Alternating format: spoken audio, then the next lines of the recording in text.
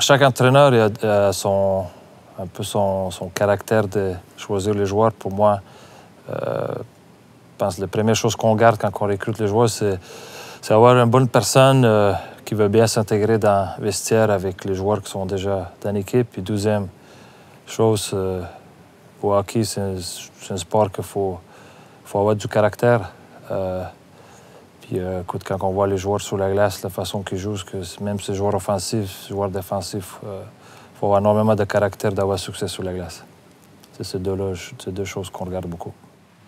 C'est vrai que depuis qu'Edo est là, ça fait 3 ans maintenant, c'est la 4e année. Le discours, il est le même depuis tout ce temps, c'est que l'important c'est le groupe et c'est pas l'individu. Et je pense que le recrutement depuis des années, il est fait comme ça maintenant. Avant tout, c'est vraiment un gars qui doit s'intégrer. Nous, on le voit, on est là depuis quelques temps et on voit les nouveaux qui arrivent, ils arrivent à s'intégrer tout de suite. Et l'état d'esprit sur la glace, quand tu penses à l'état d'esprit d'équipe en premier, c'est le plus important. Déjà, depuis maintenant quelques années, si on regarde le hockey comment évoluer, on utilise beaucoup 4 blocs.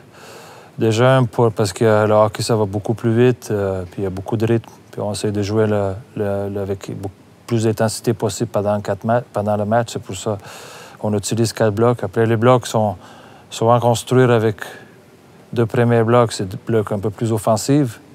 Puis 3e, 4e bloc, c'est un peu bloc défensif avec les joueurs qui vont jouer dans d'autres situations que les 2 premiers blocs.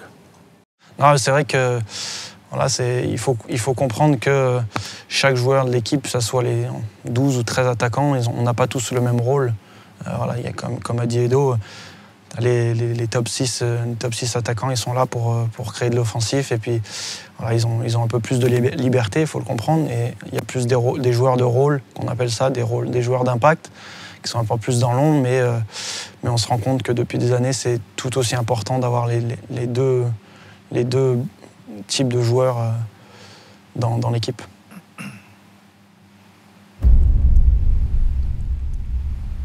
Comme je l'ai dit avant, on a les rôles des joueurs qui sont un peu plus offensifs, qui sont un peu plus défensifs.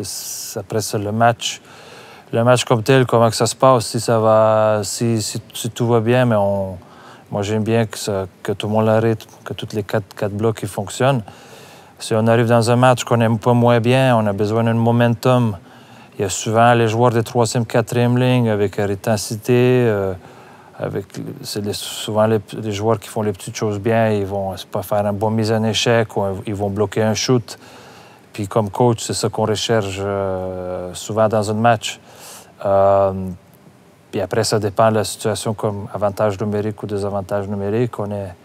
Aujourd'hui, on a 2 blocs qui jouent sur avantage numérique. On a souvent 3 attaquants, 2 défenseurs sur un bloc ou 4 attaquants, 1 défenseur sur un bloc. Puis après, tu as des avantages numériques. On a les joueurs qui sont un peu plus, qui ont cette rôle de jouer en désavantage numérique 4 contre 5. Pour moi, c'est important d'utiliser que chaque joueur a son rôle, que chaque joueur est important, puis qu'on utilise plus de joueurs possible dans un match. Après, c'est une formule que Edo y trouve en faisant monter s'il manque quelqu'un sur un des deux premiers blocs, il fait monter un gars du 3e ou 4e là-haut, et puis ça décale un peu tout. Puis nous, on a la chance d'avoir un bon centre de formation avec des très bons jeunes, donc ils arrivent à intégrer de plus en plus, et ils sont là pour justement pallier à des blessures, pallier à s'il y a des joueurs qui prennent des 10 minutes pendant un match, et puis voilà, on arrive à trouver ce roulement un petit peu.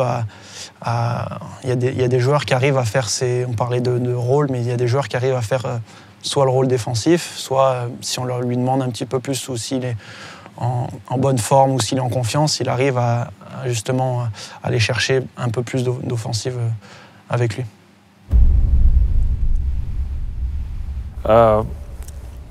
Sujet de ligne, déjà, je suis quelqu'un qui change énormément ses lignes. Ça peut arriver dans une match, première période, on a 4 lignes qui sont ensemble depuis 2-3 jours. Puis, comme je dis avant, moi, j'aime bien jouer avec le momentum, aller chercher le momentum pendant le match.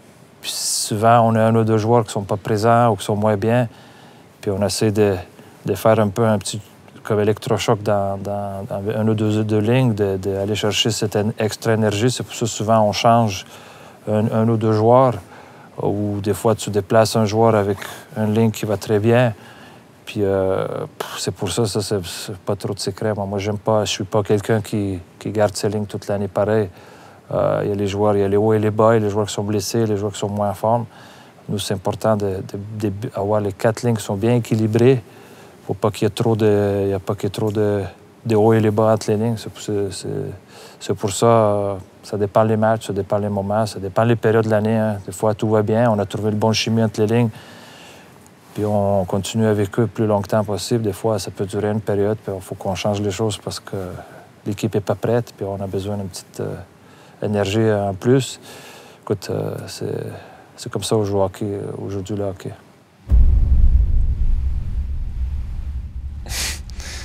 Voilà, franchement, tu me poses une colle.